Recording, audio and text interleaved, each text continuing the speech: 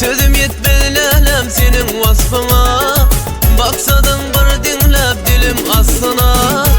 Göz bilen söyleyin düşünsün gülüm. Söz bilen çıkma gıyıl menin kasama.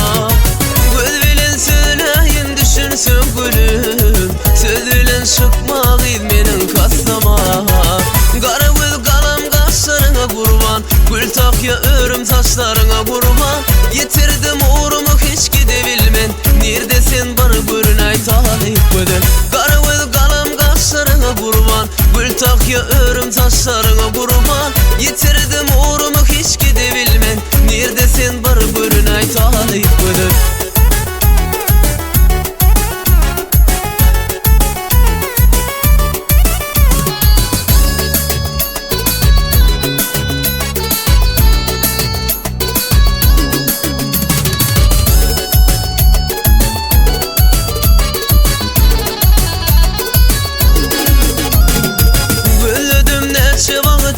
Aşka vardı İçimde bu sevginin yatmadı vardı.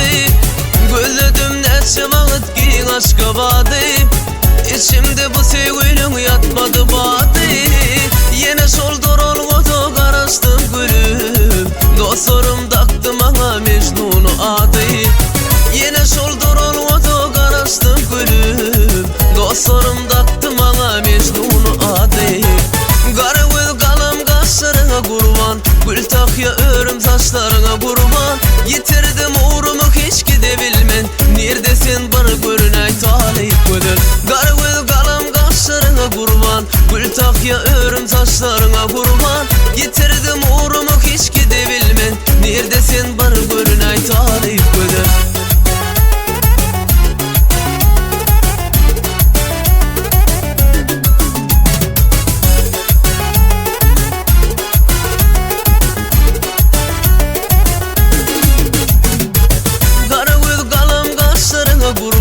Gül takya örüm saçlarına kurban. Yitirdim uğrumu hiç gidebilmen.